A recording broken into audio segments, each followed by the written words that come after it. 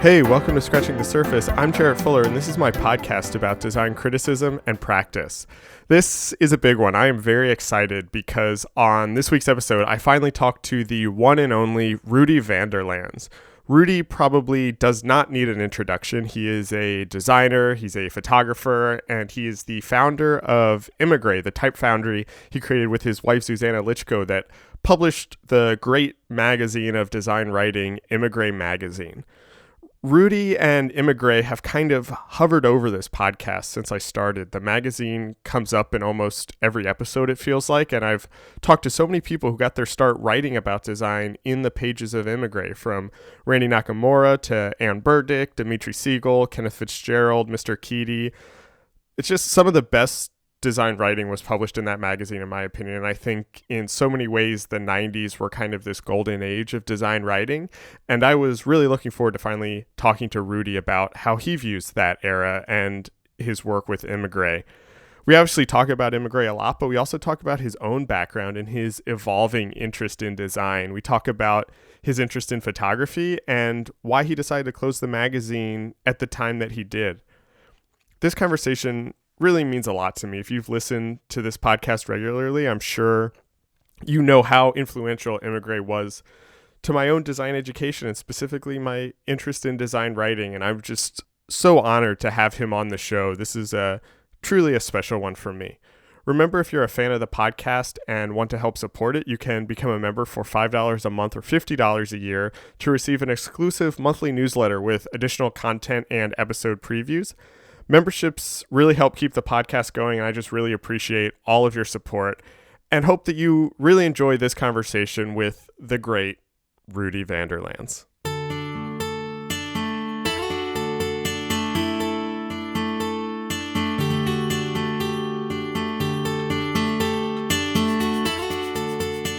If it's okay with you, I would love to start all the way back at the beginning with, I've been familiar with your work for basically as long as I've been familiar with graphic design, but I don't actually know how you got into all of this. Where did your interest in graphic design come from? I went to art school in Holland. I grew up in Holland. Right. I did know that. Holland, went to school in Holland. I attended the Royal Academy of Art in The Hague. Okay. What we refer to as the Kunstakademie, which is the art academy, we call it. And I wanted to become an illustrator. But there was no such thing as a program that would teach you that. The closest I could get to it was to basically go to the graphic design program at the academy. And they had a little bit of illustration. But that was basically a graphic design education that I just fell into by accident. Okay. I just happened to really like it. Did you know, like when you signed up for that program or joined that department, did you know what graphic design was? Did that term mean anything to you, or you just saw that as a way to do illustration? I think I had an idea of what graphic design was. I mean, it's hard not to when you grow up in Holland. It's everywhere, and it's important. But really, when I entered the program, which was a great program, by the way, it was very foundational and very basic. Less is more. Crystal Goblet, form, function, Bauhausian design education. I sort of got to know what graphic design is all about right there and then, and a whole new world opened up to me, and I thought it was just right on the money. I took to it like a fish to water, and I think the reason for that is why I ended up it was sort of taught so straightforward. It was really almost like a vocational school. I mean, they really taught you a trade. It was all studio classes, with a lot of emphasis on problem solving and technique. Yeah. It's all about making things with your hands, which I really, really liked. There was a lot of emphasis put on making, putting together mock-ups and mechanicals. Right. really important. We spent so much time doing that kind of work, how to draw a perfect line with pen and ink, Right. how to draw a perfect circle, with pen and ink, color studies. Yeah. It was something that I really took to immediately. I really enjoyed it. It was perfectly explained, and we had some great teachers. Gerrit Noordzij was there, the famous type designer and type educator. All the teachers were people that were all practicing designers. And, after 4 years of that, we were basically ready to clean up the world, Right. Get rid of all the ugly typefaces in the world and all the bad design. It was very ideological and it was intoxicating, Yeah. and I never dared question any of it. It was all kind of like, it was all like the gospel, Yeah. But it was an amazing education. And, that's where I learned everything there was to know about graphic design. And after, 4 years, you could land a job anywhere. And actually, it was a 5-year. The 5th year was an apprenticeship, basically. So you had to land an apprenticeship with a studio and do that for about 3 or 4 months. And I was super lucky. I landed a job with Total Design. Oh, wow. In Amsterdam, which was, where Wim Kouwel and Bos and even Anton Beke were all there at the time. They were like the royalty of Dutch design. I was so lucky to get that. And I ended up working there for about 3 or 4 months. And they were at that time, and I think it was like 79, because I was in school from 75 to 79 at the Art Academy. And at Total Design, when I was there, they were working on this gigantic identity program for the PTT, which is the Dutch Post, Telephone, and Telecommunications. And that's such a huge identity program. There were actually 3 studios working on that. It was Total Design, Tel Design, and Studio Dunbar. Oh, wow. I mean, it was so large. Yeah. And I was there at Total Design, and I got to do some production work actually on some of the identity manuals for that program. So they gave me a great introduction to what it means to be working on identity design, which now they call branding design. Yeah, that's amazing. Yeah. So so I didn't know that you had kind of gotten your start at Total Design, but something that's really shocking to me in a way is that you went through this very formal, rigorous, kind of almost gospel education where there are all of these rules, crystal goblet, and that you didn't question that at all, because I feel like if you have any reputation, which you have many, but one of them is kind of being more experimental, being against a lot of those things, at least visually. So when did you start to kind of question that, or how did you start questioning that? I was probably the quietest kid in class all throughout art school. I was in the back of the class. I was a fairly mediocre student. Oh, wow. The questioning part started when I came, I think, much later, when I came to California. I was, I never dared to question but there was no questioning going on at school at all, by the way. Right. I think it was very, there was no theory being taught in art school when I was there. There was no history, hardly. I think I read about 3 or 4 books during the 4 years in art school, and they were all about technique. They were all about how to how to set letters by hand, how to print, all the stuff, all the information you need to know about offset printing and whatnot. And there was a book about technique of photography. There was no theory at all. I had never heard of anything like theory in design, writing about design. Are you kidding me? Yeah. So why? Wait. So when did you end up coming? When did you move to California? Well, after my 3 months at Total Design, I because that was an apprenticeship, and Right. by the way, which was I think partially subsidized by the government. Oh, I wow. got the salary actually. The Dutch government paid half of that.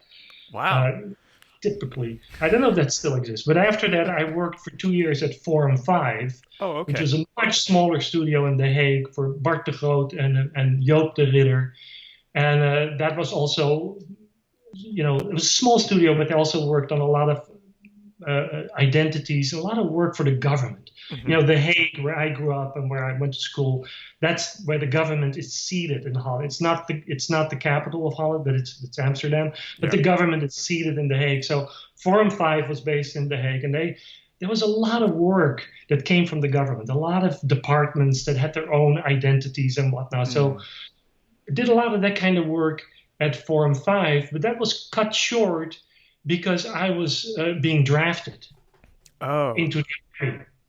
And, in those days, there was still a draft. I don't think right. it's there anymore. So before being drafted, I thought I'm going to enjoy myself. So I took this 2-month trip across the United States by Greyhound bus, Oh, wow. from New York to California. And I ended up in Berkeley, and I visited UC Berkeley. And then on a whim, while I was there, I decided to apply to their graduate. They had a small graduate Oh, program in design. okay. And so instead of that, went back to Holland. Then I, entered the army, Yeah. but I got discharged after 3 weeks. Okay. And I won't go into that. It's not one of my proudest moments. Okay. All Uh, right. but I got out, and then I got hired by Tel Design, which is the former Right. studio of Dunbar, and I worked there with Paul Vermeijs, and that was also a lot of identity design. That's really big in Holland Yeah. at that time, and a lot of studios, that was their bread and butter, which actually I didn't take to very easily. I didn't really enjoy that too much, and that was cut short. I was there for maybe a year and a half or so. That was cut short because one day I come home and there's a letter in the mail from UC Berkeley, and I Okay. was admitted. And And wait, how long after this? what's that? How much time has passed since you had applied by this point? Well, just about a year and a Okay. half or something Okay. like that. Yeah, I mean, and all throughout, I was sending them slides, Oh, and okay. Okay. and I had and it was there was this whole thing. It was actually, I wouldn't say easy to get into UC Berkeley, but I got in. But Yeah. it was much harder actually to get into the United States Mm. because I had to prove I had like $10,000 in the bank. I had to go to the American Embassy in The Hague twice for interviews. Right. What was I going to do? Was I going to be able to take care of myself and everything? So that was all settled. I went to UC Berkeley, and then that's how I ended up in California. And was that your question? I Yeah. forget now. Yeah. How That's kind of how I how ended you up. got to California? Yeah, and I ended up in UC Berkeley, and I actually ended up studying photography there Oh, for 2 okay. years. They had, by the time I ended up at UC Berkeley, they had actually done away with their graphic design program. And Okay. so they said, but if you'd like, you can just do photography. And I said, well, sure, I'll sign up for that. And I did. I studied photography in their master's program for about 2 years, and that's where I met Zuzana Licko, my Okay. wife. Okay. Yeah, who was there as a. And she was studying also? She was studying as an undergraduate in the architecture program. Okay. So she was going to become an architect, which Okay. halfway through she switched. She changed her major to visual communications. But that's where we met. Okay. Right. And then so were you thinking that you were going to become a photographer, or like what was that like being in that program focusing on photography? Yes, I I was actually pretty disillusioned, or had completely given up on graphic design. Oh, okay. I didn't miss it. I think my experiences, as great as they were, working at Total Design and Tel Design and Forum 5, the whole idea of working on corporate identities and working for clients that I really had no affinity towards at all, Yeah. didn't suit me really. Yeah. I really felt like I also wasn't a very good team player.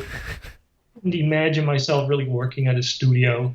And again, don't want to say anything bad about these studios I worked. They were really terrific places to be. Right. And I look back upon that time as a very, very valuable and great time in my life. But in terms of graphic designer, if that was what graphic design was all about, it didn't interest me all that much, actually, turns out.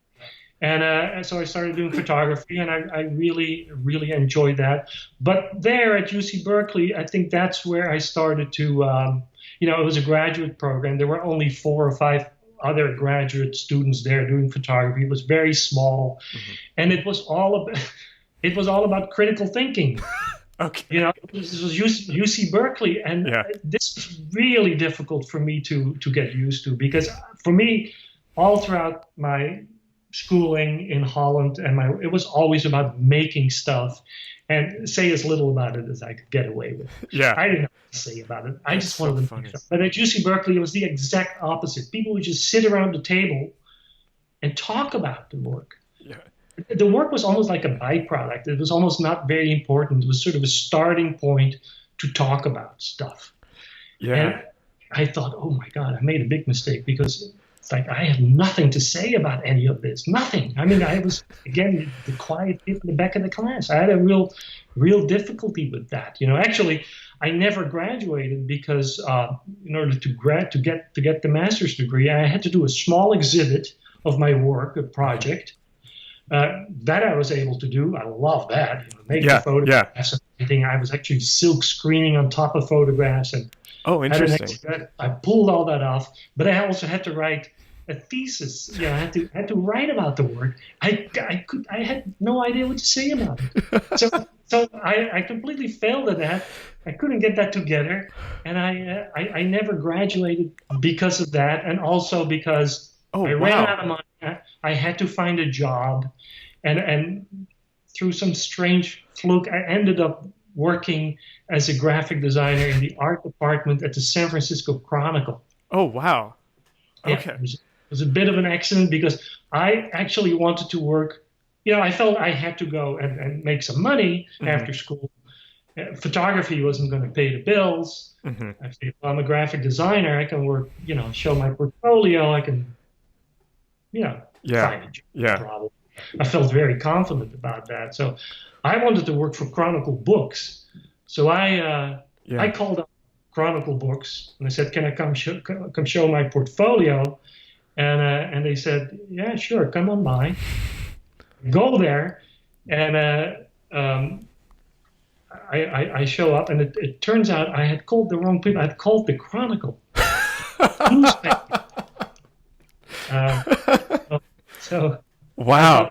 Geez, I think I'm in the wrong place. But it turns out they actually had a job opening, and they said, why don't you just show your portfolio? And I did that, and at that time I was so relaxed, because I thought, I don't want to work at the newspaper. I was on my way out already, sort of. But I showed my portfolio, and they said, well, we like it. If you'd like, the job is here for you to have. If you want to do this, you'll have to do some illustration work, some design work, all kinds of stuff. And the job pays, what was it, $23,000 a year. Oh, wow. Plus medical insurance and whatnot, which was like a fortune for me at the time. And I said, okay, I'll take it. And this was in 1983, I believe, and I worked there for about 3 years. Okay. And I did a lot of illustration work, and I did all the covers for the TV Guide and the date book and the book review, all these sort of special inserts for the Sunday newspaper. And it was it was the complete opposite in terms of design from the way I'd been educated and from where I worked before, where design is seen as this really serious thing that can help save the world. Whereas at Chronicle, it's like they broke every rule in the book of typography. It's like they did everything wrong according to what I had learned, Right. They were justifying type, in columns that were 1.5 inches wide. It's like, you can't do that, But it was kind of interesting to see that you could break all these rules, and you could still have, hundreds of thousands of people reading the newspaper every day, and they had no problems at all with the fact that we were breaking all the rules. Right. So that was another sort of interesting thing to be exposed to in my life in design. Yeah, I mean, it's actually really interesting how a lot of these threads that you could kind of weave through your whole career were all kind of right there from the beginning, coming from a very traditional education to then working at a newspaper where you start to kind of break the rules a little bit, to being in the photography program that was all about theory or criticism. And when did you start to realize that all of these things maybe fit together in some way? Well, that happened when we were doing Emigre Magazine, which I started at the time that I was at the Chronicle, 83, 84. I think the first issue of Emigre came out in 84. And that came about because, I still had aspirations to be a photographer. Okay. And, it's very hard to break into it. And together with two other Dutch friends, other artists who are also living here in the Bay Area in San Francisco, who are also struggling to getting their work published, we had this brilliant idea of, why don't we publish our own magazine? That way, we can show our work and get it out, into the world. Of course, we had no idea, how difficult it a magazine. It's probably why we ended up doing it, because we didn't know how difficult that could be. So we started Emigre, and we emptied our bank accounts. Okay. This was before Kickstarter, and we printed up 500 copies of Emigre. And immediately found out how hard it is to distribute a magazine. Yeah. I would basically grab as many copies as I could carry under my arm, get on the BART train, go to San Francisco, and literally go to every bookstore and newsstand I knew of, and just walk in and say, "Hey, I have this great new magazine. It's called Emigre. Would you like to buy some copies?" And they said, "No." They said, we don't deal with publishers. We get our stuff through distributors. Right. I said, well, wait, I am the distributor. Here's my magazine. Right. You can buy it directly from me. It's no, that's not how it works. So then after about 6 or 7 bookstores, there was actually one bookstore who said, they liked what they saw. And they said, why don't you give me 3 copies? Mm-hmm. I said, 3 copies? But I said, okay, but that's $6, I said. I said, no, that's not how it works. We don't pay for it right on the, on the spot. It's all consignment. We'll pay for it, after we sell it. And I thought, oh my God, this is going to be really, really hard. And it was, it was impossible. Yeah. But we started the magazine, and we did that for about 3 or 4 issues with my 2 Dutch friends, who were probably a lot smarter than me at the time, and they figured it out pretty quickly that this was a losing proposition. Yeah. And they went off and went on to bigger and better things, and they left the magazine basically with me and Zuzana. Mm-hmm. And this was in 84, 85. And this is when, this is also when the Macintosh was introduced. Right. And this is when we started, we got the 128K Macintosh, and that's all part of history in a way. Zuzana found this little public domain software that allowed you to design your own typefaces. Yeah.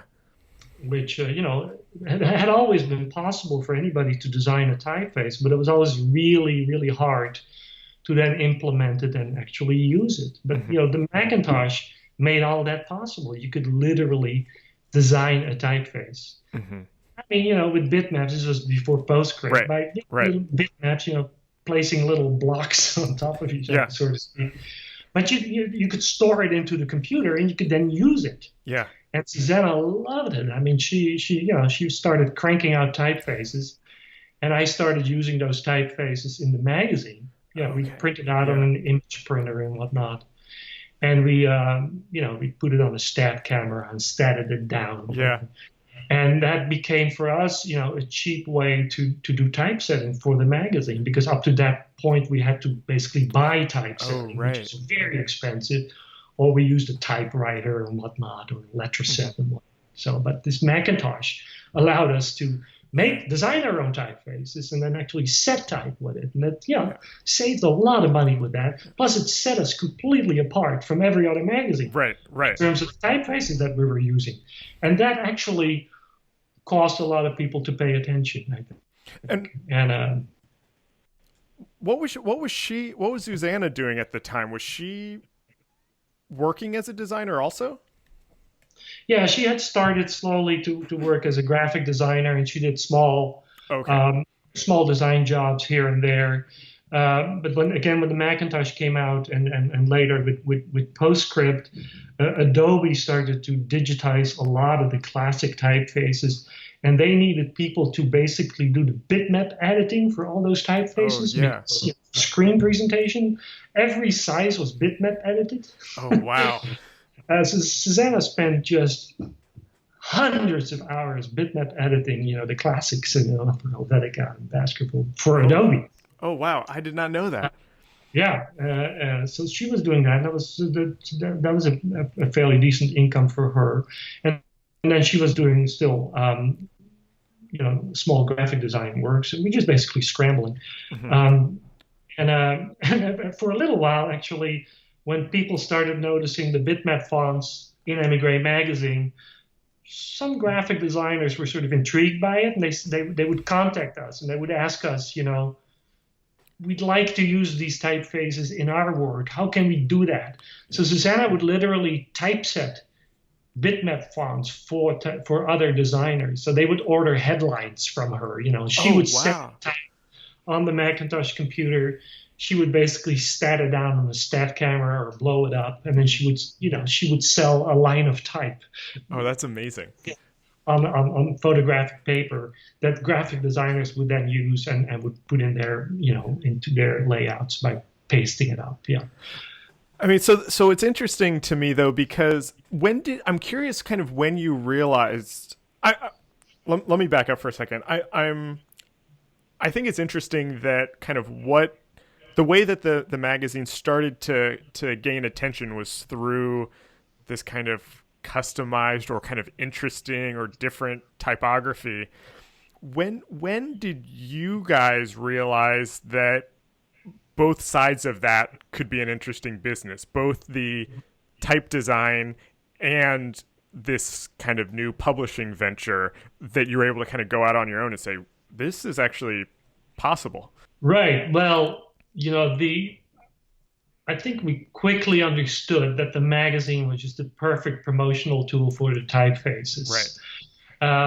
And the typefaces up till today is what drives everything that we do. It pays for everything that we do. Oh, wow. I mean, the magazine was always a loss leader in a sense. It right. never made any money. But it was a perfect promotional tool to show off the typefaces, and we understood that pretty quickly. And whereas in the beginning, Zuzana was setting type for designers, it became, and that had a lot to do with the fact that it took a while for graphic designers to actually accept the Macintosh computer. Yeah, I mean, using the machine for 4, 5, 6, 7 years. It wasn't really until the mid 90s that designers were, PostScript had been introduced, and the layout programs like Ready, Set, Go and whatnot, and the PageMaker, allowed designers to finally use this machine, because in the beginning they thought the Macintosh was a huge step backwards. I mean, look at these typefaces, it's like from the Flintstone area, they thought.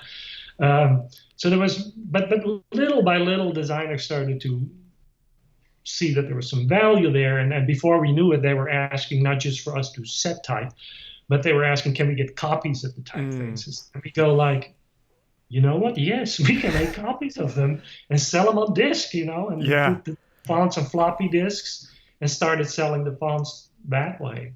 And then, we had this digital product that kept selling better and better. And then lo and behold, all of a sudden the internet comes along. And we're sitting on this digital product that we can now actually sell over the internet. Which we didn't see any of that coming. So I think we were one of the first foundries that sold typefaces online. Yeah, I mean, it was a bit crude. It was, but it took a little while for a font to actually be transmitted over the phone wires. But that part of our business grew really, really fast. Okay. And it showed us that I was able to give up my job at the Chronicle. Zuzana stopped working for Adobe and stopped working as a freelance designer, because very quickly we were able to do everything simply by selling type. And that included publishing the magazine. Yeah. Well, I think that's something that in the... Correct me if this is wrong, but I think in kind of the Emigre legend, or the way that the story is often told today, it's often forgotten that early issues of the magazine were essentially type specimens and kind of were a way to sell your own typefaces. When did you start to kind of bring in writers or include interviews, or realize that these don't just have to be showing off the typography, but we could actually add new content to them also? Right. Well, 1984, 85, from there on, there was just graphic design was basically being turned upside down. Yeah. For a whole variety of reasons. And it wasn't just the Macintosh, although it played a big role, obviously.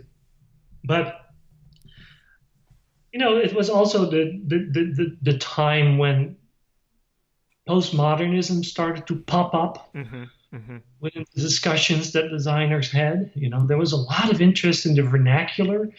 But, schools like, I remember vividly the first time I saw Kathy McCoy give a lecture at CCA in Oakland, when they were still based in Oakland. And I was just blown away. Yeah. She was showing, and I'm guessing this must have been in 89 or something. Okay. And the work she was showing at that time was just, it's funny because the work that she was showing, there were a lot of the same sort of formal and graphic gestures made that we were making. And there was a big moving away from this very staid, formulaic Swiss international modern design. Yeah. And I was really attracted to that. But I found out that they had arrived at that work by reading Barthes and Derrida and all the French theorists and whatnot. I had arrived at what I thought was a similar solution or alternative from looking at the work of Hart Werken in Holland and Piet Snuiters and Jan van Toorn. Very, very different. But the way it sort of all expressed itself on the page, on the paper, was kind of the same. I mean, I felt a lot of affinity towards that. And I remember going to Cranbrook for 3 days to do a workshop and to spend 3 days with the students there, which eventually ended up as an issue of Emigre number 19. I remember being so nervous going there because I thought, here's all these designers, all these kids, they've like done nothing but study and read. Right. Whatnot. And I'd never read any of that stuff. I tried, actually. I couldn't get into it. Though I did read, Learning from Las Vegas, his book, and I did like that a lot. So I came there, and I was just so completely nervous about talking to them about these issues, because I thought, intellectually, I'm not there at all. Yeah. But that turned out to be not the case. I don't think that ever came up. I think we really enjoyed just talking about the fact that, there's a lot of other ways to practice design. There's, the easy, flush left, ragged right, Helvetica design is one way of designing, but there's many other ways to design. And I was very attracted to, the whole idea of the personal voice of the designer, allowing that voice of the designer to be in the work, which of course with most modern design was right. Not really, it was frowned upon. Yeah. So I liked all of that. I mean, I have this theory that I kind of would love to run by you and see what you think. And I think I've been thinking, I've talked to 70 something people about kind of design criticism or design writing over the last 2 years. And obviously Emigre comes up all the time. I've talked to a bunch of the people who have written for you, but and often what it comes up in the context of, could something like that exist today? Like the way that publication existed was so singular and so of its time that I think Emigre could not have existed in any other time before in history, and I don't think would probably work now. And I think it's because of all those things you're talking about. This kind of rise of postmodernism and interest in critical theory, the introduction of the Macintosh, I think the stuff that was happening at Cranbrook, I think just the kind of insularity of graphic design or the smallness of the profession. Were you, so my first question is, do you, thinking back on it, would you kind of agree with that? And then the second part of the question is, were you aware that all of these things were coming together and that you and the work that you and Zuzana were doing were kind of right in the middle of all of that? There's a lot of questions. Yeah. I'm sorry. Once I got going, I couldn't stop. Right. Well, I mean, it was a very special time, and I think a lot of the writing and a lot of the essays and a lot of the navel gazing, I mean, it all came out of the work. The work was there first. You can't have all this stuff if it wasn't for the work. There was a lot to talk about, and we were questioning a lot of things, all the younger designers.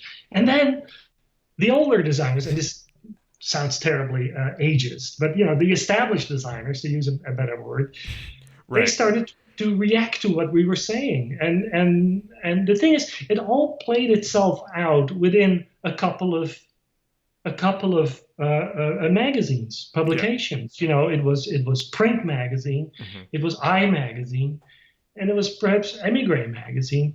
And these, especially Print, and there were national, international magazines. If you wanted to know what was going on in design, that's where you went. And these magazines all talked to each other. Right. They responded to each other. So everybody sort of knew what the dialogues, what the conversations were and what they were about. But again, it all started as a reaction to the work that was being produced. So I asked myself the same question you just asked. And it's like, could that exist now? And if it doesn't, why not? And I guess the only answer I can come up with is like, well, maybe the work isn't there. Well, yeah. About the way that gets everybody red in the face, because people really got quite upset and got really. I remember, you probably heard the story, the famous interview that Print Magazine did with Massimo Vignelli and Ed Bengia. Oh yeah. And the two gods of design, New York, and they spent half the interview talking about what they called it. They referred to Emigre as a garbage factory. Right. They thought it was all awful work. It's going to be the downfall of design. I mean, and as hurtful as it was at the time, I think back at that and I go like, yeah, but it was so great because these guys, they literally sat down and they talked about this. I mean, you get that anymore? I don't know if that is still taking place, where people literally speak their mind about these issues very honestly, and publish that. you don't see that anymore, Yeah. at least not within design. Yeah. I mean, Stephen Heller writing an article about ugly, ugly, they called all that stuff that we were publishing and all the people, Cranbrook and Hart Werken and Cal Arts, it was considered to be ugly design. And again, I can only say, Steve, thank you very much. It's just amazing that he dared to put his mouth where his thoughts were. That he was willing to go out on a limb and say that. And there was a huge backlash that lasted for years. Yeah, people are still talking about it. Yeah, I'm still talking about it. I mean, but did that embolden you at all of wanting to push it further or wanting to kind of find where those edges were, seeing these people who are at the top of the field kind of questioning what you were doing? Well, at first, of course, when I first read that interview with Massimo Vignelli, calling us a garbage factory, I mean, I was devastated. Oh yeah, of course. Really hurt. He was. I really like Vignelli's work, but I also quickly realized that up to that point, not too many people knew what Emigre was about or what Emigre was. Yeah. But you get that published in print magazine, which had a huge circulation. All of a sudden, a lot of people thought, who are these people? Emigre? They started paying attention to us, and it also, I think at that point, that really helped me started writing about my own work. I mean, the sort of attacks or the criticism that came from the establishment helped me sort of really think deeply about what I was doing. Right. And that's when I sort of started to, little by little, get my feet wet, and trying to write about design. I mean, up until that point, I had mostly done interviews, which all came from, just ask the question, why? It's like, why? I saw that work at Cranbrook.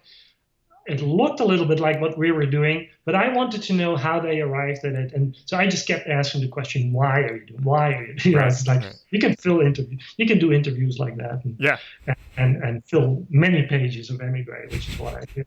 But then later I started to think, well, maybe I should answer some of these questions myself. And I started to think about design and why I design in a certain way and why I do things in a certain way. And I little by little started to write, but I am not, I don't give anybody the impression that I'm a theorist. I am absolutely not. The real writers in Emigre were the people and you've interviewed them all on your program. Kenneth FitzGerald and Jeffrey Keedy and Lorraine Wild and Andrew Blauvelt and Ann Burdick and Diane Gromal. I mean, and I did not initiate those writings. Those writings were around. They either like Lorraine's writings were, I think they existed as lectures, and I just happened to, hear the lecture, and I would ask her, can we publish this in Emigre? Because what you're just saying blows my mind, And she goes, sure, and this, I think Ann Burdick's first piece that we published, I think was her thesis project, and I thought, Jesus, such amazing pieces of writing about design, that's such, it sort of opened up. I mean, I got my graduate design education in design theory from these people, from publishing their articles, reading their articles, trying to understand them and help them publish them. And I think my strength and my talent, if you want to call it that, was publishing the articles and trying to find an audience for it. I mean, that's I think where my strengths were. Well, and that was I'm glad that you said that, because that was a question that I wanted to ask you about. It was both kind of how you found these people, or were you kind of commissioning pieces, or were people submitting to you, or how that kind of process of how these essays made it into the magazine. But then also if you had some sort of, I don't know, some sort of editorial strategy, or how did you know that a piece was an Emigre piece or would fit in your vision for Emigre, if you even had a vision for Emigre? Yeah. Well, as we were getting, as we were getting known within the world of design, we started getting a lot of invitations for lectures and whatnot, and for doing workshops. So in the 90s, I did a lot of traveling. I went to a lot of schools and did lectures and all the AIGA chapters and whatnot. And so I got, whereas at one point I'd gotten sort of disillusioned with design and couldn't care less about it anymore.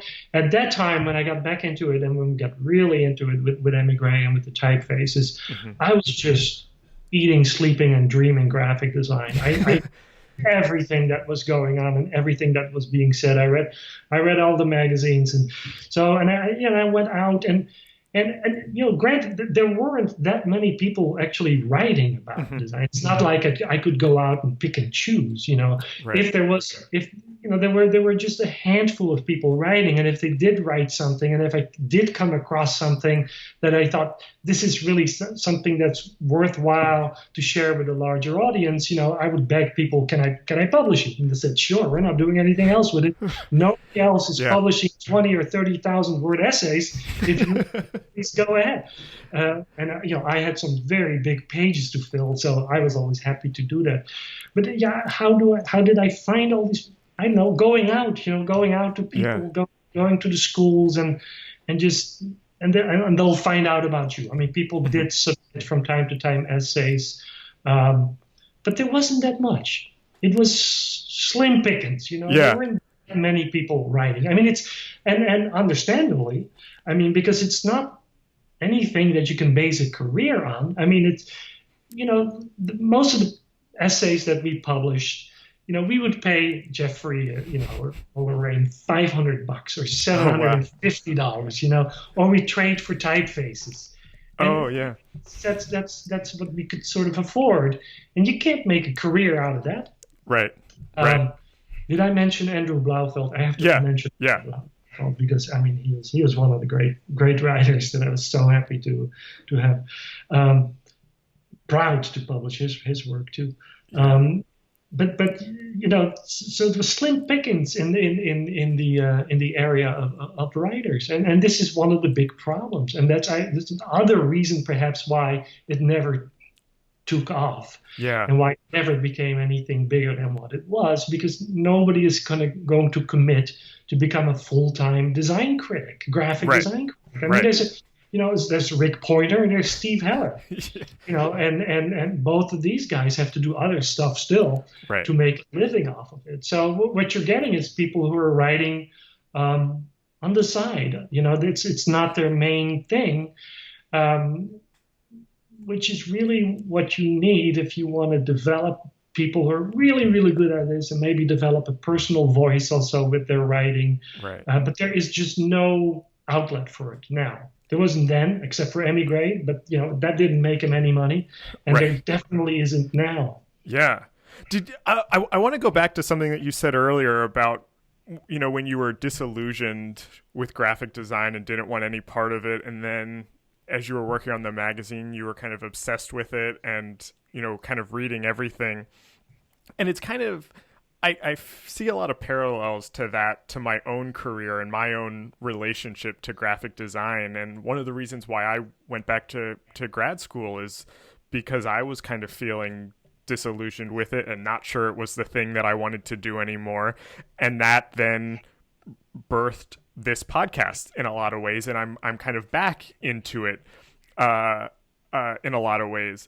And I'm curious if it was kind of working on the magazine that kind of brought that back to you, or even if you think that disillusionment helped the magazine a little bit, having to kind of wrestle with whether or not this field was even interesting to you is what made the content and kind of editorial decisions so interesting. Yeah. I think what the big break for me came, I got disillusioned with graphic design, as I said earlier, because I couldn't find the affinity for all these clients, the corporation It's like, why would I want to work for these? It's like, I don't even like what these corporations are selling. Why would I want to be involved in that? Yeah. And then getting back into design was when I was making my own products. Mm-hmm. Our own magazine, our own typefaces. Right. We got into, when we got very ambitious, we had a small record label. Right. Yeah. We published our own books. At one point, we were literally making pajamas. Right. That's right. But it was making our own products and being our own client. Doing speculative work. That all of a sudden I realized graphic design is a very, very valuable tool, a very valuable trade to know and to master, because in all of these things, as we're putting out records and books, graphic design plays a very, very big role. Yeah. But to me, it was much more fun to do it for myself right. than to the guy, who sort of comes in to put on a shine. Yeah. So that's how I got back into graphic design. It turns out that, I really like it as long as I do my own stuff. Right. That makes sense. Do you think working on the magazine and all of these kind of other projects, did it change how you thought about design or kind of what you thought design could do or what design could be? Well, for myself personally, I'm not sure how. That's a very good question. I have to think about that. Okay. Yeah, that's a big question. I don't have a quick answer for that. Well, I mean, design can be anything. It's like, this is the thing. Sometimes I sit around the dinner table with friends, and they're graphic designers, they say, and they talk about design, and I have no idea what they're doing. Yeah. It's like, so they're finding a way to use graphic design in ways that are totally alien to me, and I'm using graphic design in ways that is maybe alien to them. I mean, it can be anything you want it to be. I mean, there's no restrictions on it. Yeah. Probably doesn't answer your question. No. I have to think. Honestly, I think that was actually a really good answer, because that's kind of what I was thinking about when I asked it. And again, I was thinking about my own career and this podcast, and kind of realizing that the more I'm in it and the more I'm doing these things, that graphic design is a lot bigger than I thought it was, and where I thought the borders were for that are not necessarily where they are, and that those are a lot blurrier, and there's a lot more movement there, right. Which is kind of what you were just saying. Yeah. Well, and it's funny because right now I'm a little bit back to where I was in the early '80s when I'd given up on design, because I'm no longer really very active as a graphic designer. I mean, I'm back to photography. Yeah. It's after since we don't do the magazine anymore, we stopped that after 20 years and 69 issues. We gave that up in 2005, and then I did work on the big Emigre book number 70, which is basically a reprint of the issues of Emigre, and then I worked on the reprint book of all our type specimens, and doing all that graphic design related, a lot of production work and whatnot, and but now I'm trying slowly to come back to photography and do that, and I'm finding that I'm actually a graphic designer who's doing photography. I can't get it out of my head. It's like I think when I look through my viewfinder, I'm just handling whatever I see through there as if I'm a graphic designer. I'm making layouts, in my viewfinder. Yeah. Can't step away. It's and then of course it also resulted in the fact that I don't see myself as a photographer who makes editioned gallery prints. I'm much more attracted to using photography in books. Yeah. In print, because that combination, photography and books, they're just made for each other. Yeah. So then, I feel like a fish in water. I can design books. I love that, and I like to be a photographer. I like to make photographs and to marry these two. So I keep using graphic design as a way to do whatever I really want to do. Whether it's publishing a magazine or putting out, music CDs or doing photography. It's all going through the funnel of graphic design, sort of. Yeah, that's really interesting. I tend to do it or not. Yeah, I mean, it's interesting though, because I remember a couple years, it was maybe a year or two ago, I was in a bookstore and I saw your book. I think it's called Still Lives USA. Yeah, right. And I didn't know that you were doing photography, and I didn't know that you had a photography background. And I picked it up and looked through it and was like, oh, this is interesting. I didn't know he was doing this now, but I know exactly what you mean when you talk about it being still very much a kind of graphic design project. Everything, not just from the composition of the photos, but I think the kind of editing and ordering of the photos in those books are very much a design process. Yes, absolutely. And, the only trick is, can you establish yourself as a photographer when you don't make gallery prints? Can you become a photographer, if that's important? Maybe it's not important, but can you call yourself a photographer when you never actually make prints, and when the manifestation of your photographs are books and not prints? And that's sort of where I'm at right now. And what I'm finding out, it's kind of interesting, because the fact that I've had some success in graphic design to the world of photography means absolutely nothing. Right. They don't care at all. Right. They don't care to have the AIJ gold medal. That means nothing to them. Yeah. In that respect, so I'm trying to establish myself, or I'm sort of getting my feet wet and see how that would go. How do you become a photographer? When can you call yourself a photographer? And it turns out that's really, really hard. Right. And it's probably going to take another. I remember very well talking to April Greiman once, who said that there's nothing, there's nothing that you can call your own until you've worked at it for at least 10 years. Oh, right. Yeah. And, for no matter what you do, if you want to become a great graphic designer, right out of school, forget it. You're not going to, you're going to have to work at it, to call what you do your own. And it's the same with photography. And I think that's where I'm right now with my photography. I'm at the very, very beginning. So I'm starting to catch up with the history of photography. I'm starting to read all these books. I was just in Tokyo, and I'm finding out this incredible world of photo books, which is a huge tradition in Japan. Yeah. Photo book there is a well-established art form, but I'm only now catching up on all of that and see what the history of that is, and how I can perhaps learn from that and how I fit into that. But it's something that I'm going to work on, and have to work on very, very hard before I can expect anybody to consider what I do to be, photography or of any value.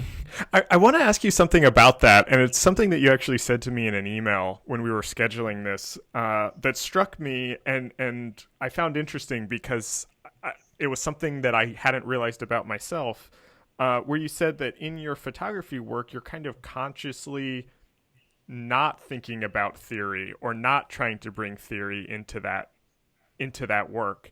And the reason I found that interesting is I've been interested in photography for as long as design. I always have one or two cameras with me. I've put together some photo books for myself, and I realized that it's the same way for me. I've never kind of thought about photo theory in the way that I think about design theory, which is so central to the way I think about my work. Is there a reason, or could you kind of talk about that a little bit more, about kind of your relationship to theory in photography? Yeah, I already broke that promise. Okay. I promise. What I said to you, I was trying to stay away from theory. All right, never mind then. No, okay, I can explain. I mean, I've actually started a small magazine again. It's called Archive. And it's just my photography. It's really a catalog, and I've put out 6 issues, and all it has is captions. There's no writing of any kind, and that sort of goes along with the idea. I just want to make photographs. I just want to make pictures and images, and not get my head full of all kinds of complicated ideas. Yep. But somehow or another, just the last couple of days, I feel like I need a little introduction to explain what it is, what I'm doing, and that's just that's just for myself. I just want to help myself. I want to sort of find out what I'm doing and why I'm doing it. So I started writing. I started asking these questions to myself, like, what's going on here? And I tried to write something sensible. And it reminds me of when I tried to write for Emigre, my introductions in Emigre. Yeah. And I struggle with it so tremendously. And I'm sure all writers do it. There's nothing easy about writing, but it doesn't come natural to me. And I just spent days and weeks, like one paragraph. Yeah. And I show it to Zuzana, and she laughs at it. And she goes like, "What?" And she has corrections, so she says, "Yeah, this is pretty cool." And then I rewrite the whole thing again. I have such a hard time with it, but I keep trying it because I want to figure out for myself, what exactly am I trying to say with these photographs? What am I doing? This also reminds me of, just to sort of go off on a tangent. Yeah, go for it. When we sort of came to the end of Emigre, and the whole idea of blogs came up, I was so ill-suited for blogs because people were asking why didn't Emigre do a blog, and I go, I can't do it. I can't think on my feet really well. Oh yeah. I'm not a quick thinker. I need a lot of time to flesh out these ideas. And I remember Armin Witt when he still had Speak Up. Yeah.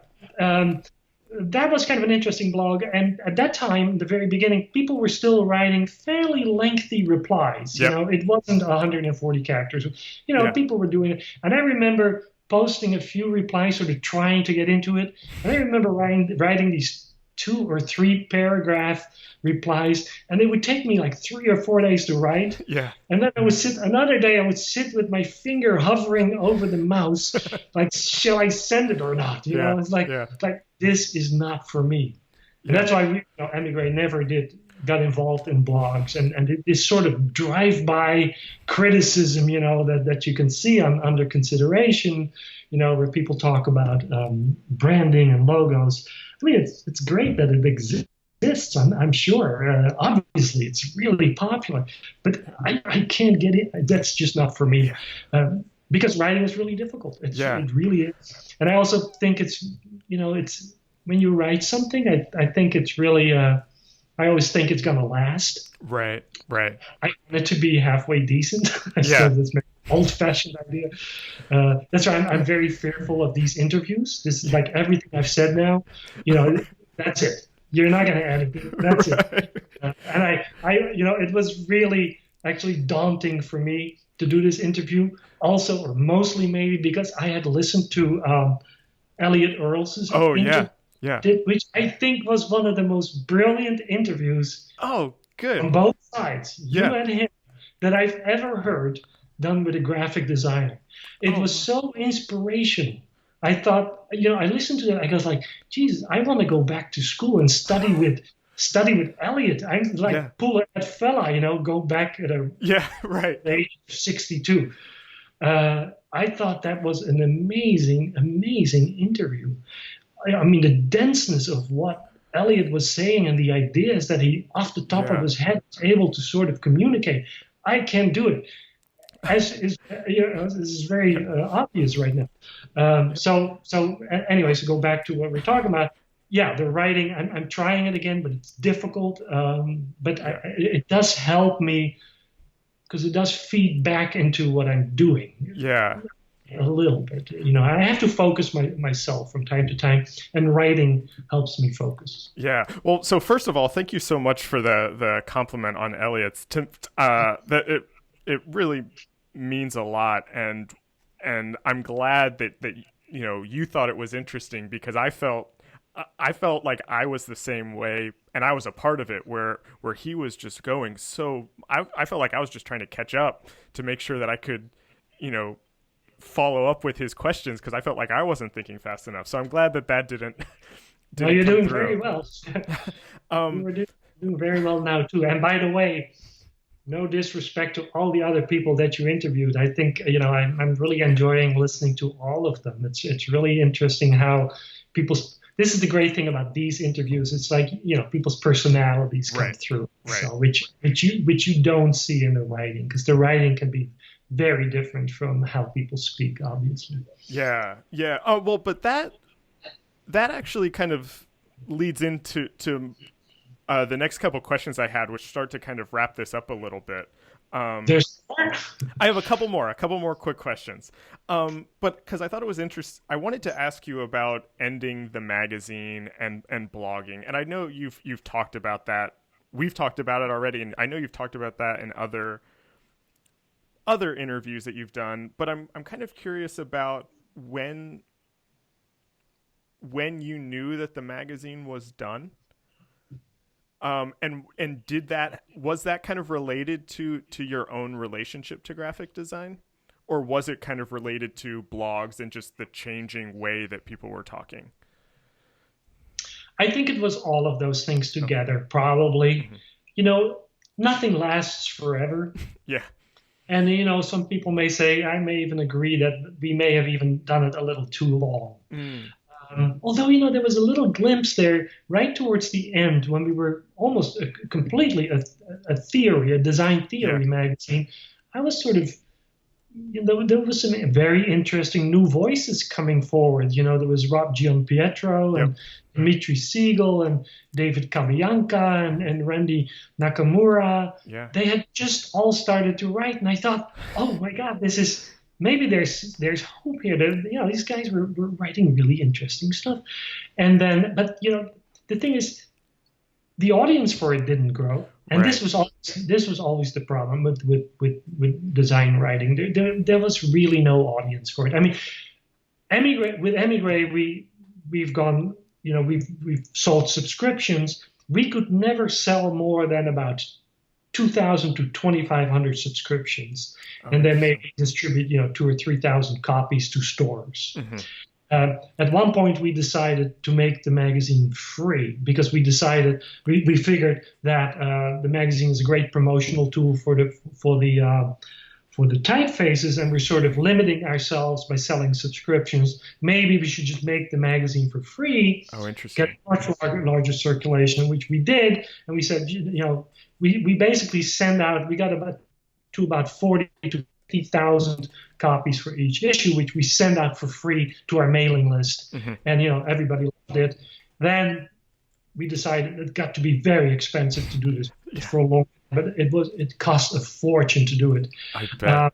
And it was all sustained by the sales of the typefaces.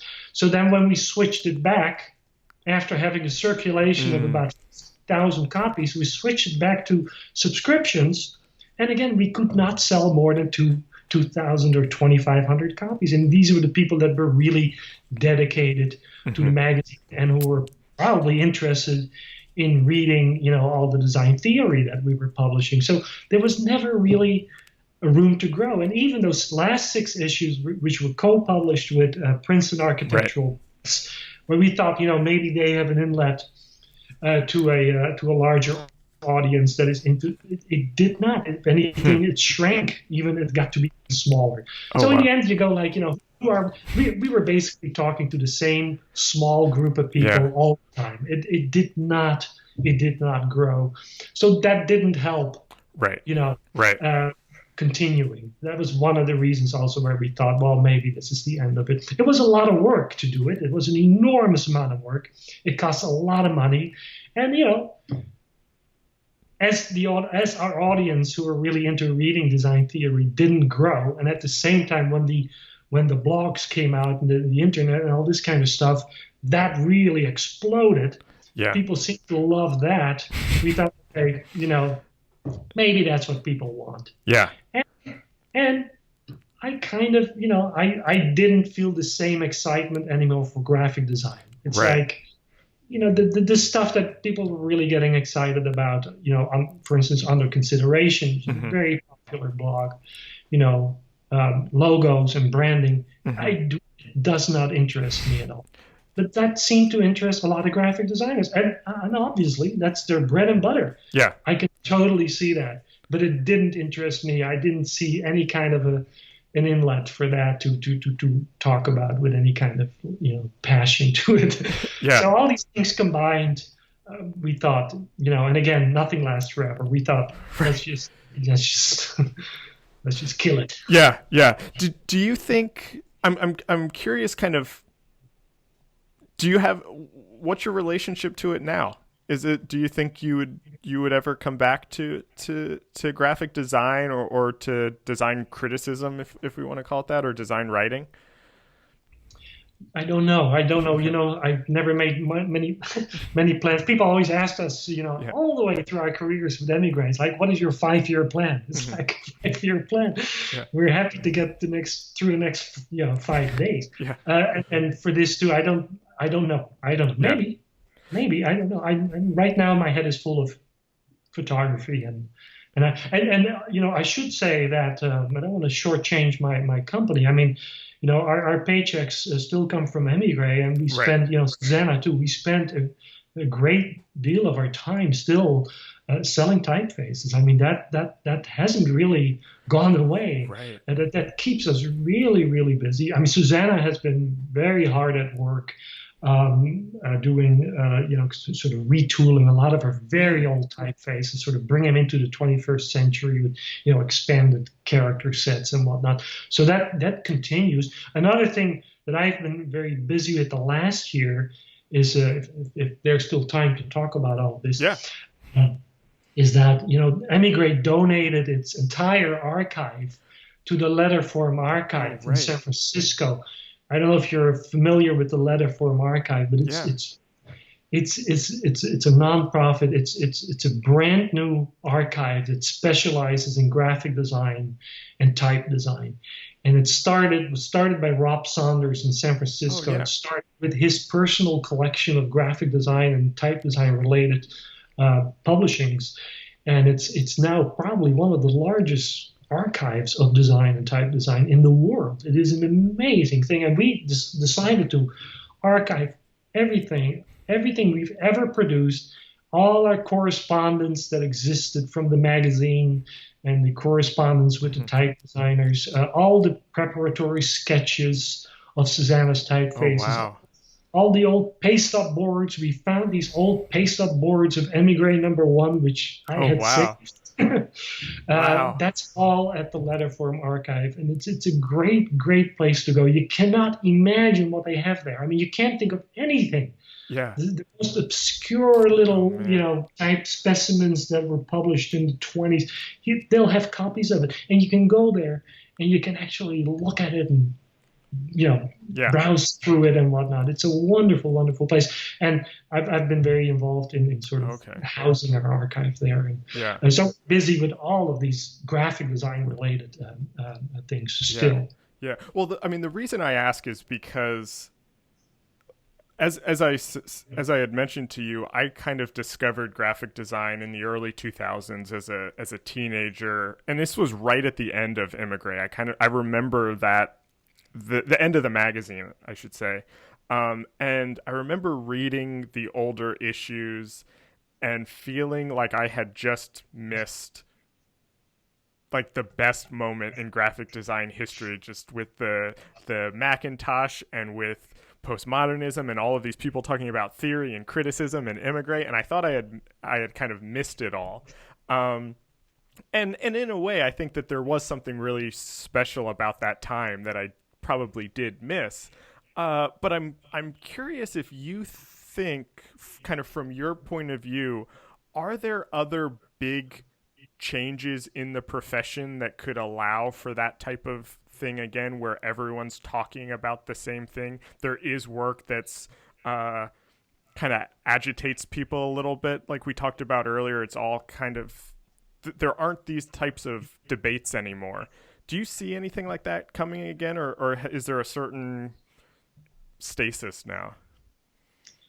I don't, it's a question. I talk about this with all my good old buddies from the old days. Yeah. We go over this again and again, and we all ask that question, and I don't know the answer. And I always say it's like, I don't know, there may be some kids somewhere in a garage doing some amazing stuff. We don't know about it, and perhaps by the time they come up with something, we're gonna dump on them. We're gonna play the old grumpy guys. Right.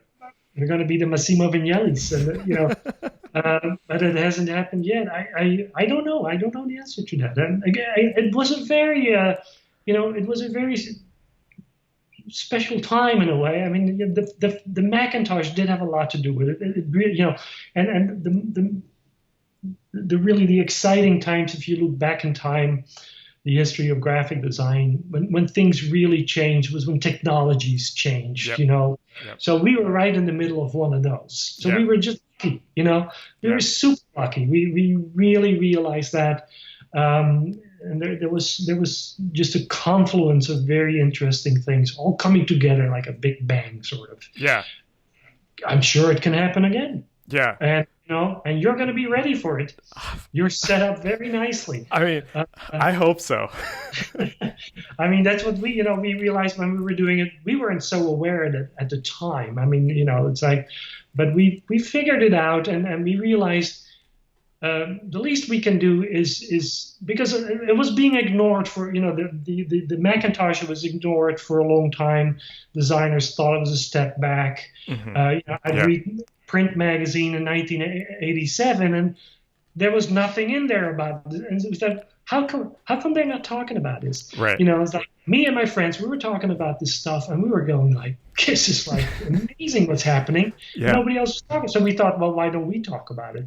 And we decided, and on hindsight, we were literally writing our own history. We were sort of, walking the walk and talking the talk, and we were going to make sure that we were going to record it, what was going on. Yeah. We were ready for it, and it turned out that we were there at a very, very special time. Yeah. But sure, it can happen again. It happens all the time. Right.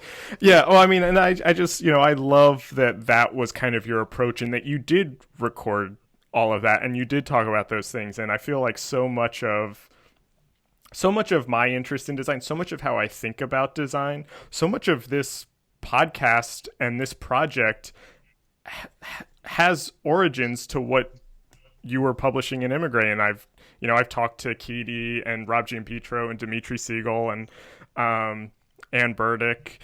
And so I'm just like, I feel like even though what you were writing and publishing at the time was so specific for that time, it's like you said, there's a certain timelessness to it where that is still having an effect on designers working today. And so that's why I'm so glad that we got to have this conversation, and just, thank you for the work that you've done, and for taking the time to talk, because so much of this podcast is about me missing Emigre in a lot of ways. So thank you so much. You're very kind. You're making me feel very old. But I really admire what you're doing. Like I said, the fact that you get to talk to all these people, I think it's not easy to do that. You have to cajole some people, probably. Yeah. You have to be very organized. You're obviously extremely well prepared. You really research the stuff. I think that's super valuable. You're doing an amazing job. You're very easy to talk to. I was scared to be on this interview. You made it very easy. I think you have a real talent for this, and I'm just super honored to be on your program. I hope it's going on for a long, long time. And I hope it's going to be part of, and it's going to cover all kinds of huge, big bangs in the world of design that, who knows, might happen very soon. Things will get very excited again, and you'll be there to record. Well, thank you so much. That really means so much coming from you. And if it makes you feel any better, both of us were scared and nervous for this one. But I thought it was great. So thank you so much. All right. Thanks, Jared. This episode was recorded on March 7th, 2018. Our theme music is by Andy Borgasani. We're on Twitter and Instagram at Surface Podcast. You can find us on Apple Podcasts, Google Play, and SoundCloud, and at scratchingthesurface.fm. Thanks for listening.